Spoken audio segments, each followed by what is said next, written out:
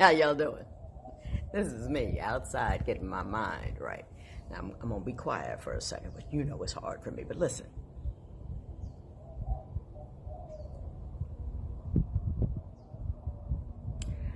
I'm using the birds and their words to help me get my head together.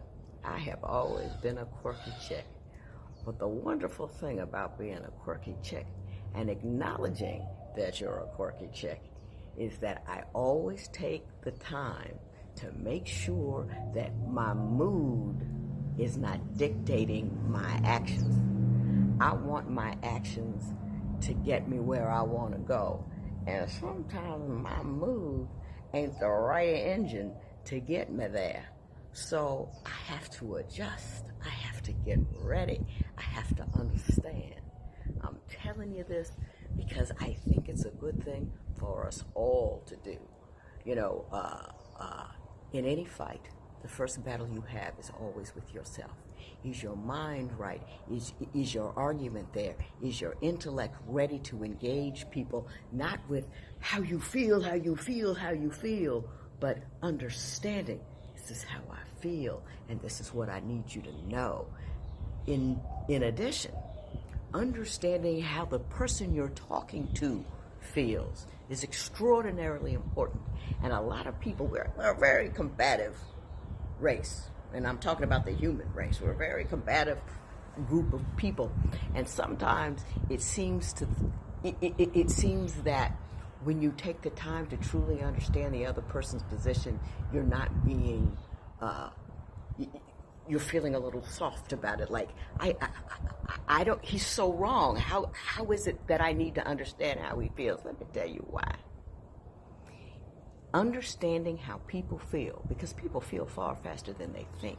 And their intellectual arguments are always informed by their emotional needs. So if you understand their emotional needs, you are better able to redirect them, to persuade them, or at least get them into a position where they can start to understand you. I figured that out on the bench. Let me tell you how. One day, this guy came into court. He was in on a domestic violence charge. I yelled at him and sent him to jail.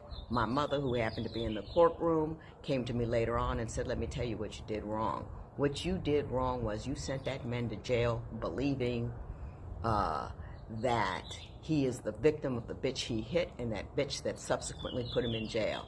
Had you spoken to him and let him know you understood what he did and why he did it, and then slowly lead him to the direction about why it was wrong and why you're going to jail, you wouldn't have exacerbated the problem.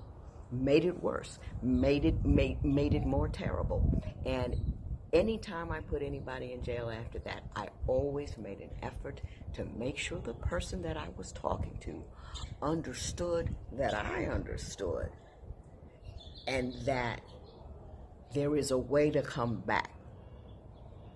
So you don't send them to jail with more anger. They mad anyway because they don't want to go, but at least some thought. And the only reason I know that works, at least a little bit, and not with everybody, is that I used to get letters in pencil.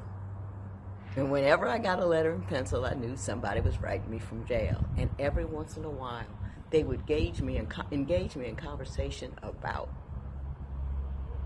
what it is they thought about what I said and what it is they thought about what I didn't understand. And I always wrote them back, because incarceration without elucidation is meaningless. It's just a timeout with no understanding.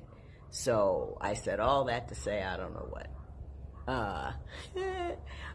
But I'm out here with the birds and the sunshine to get my cool together, and I want you to get your cool together. I want you to be able to do whatever you have to do, fighting the pandemic, fighting for social justice, fighting for a world that you think is changing and hurting you. I want you to be able to have your emotions in full view and your abilities about you and your wits together, so we don't exacerbate the complications of the drama that we're in.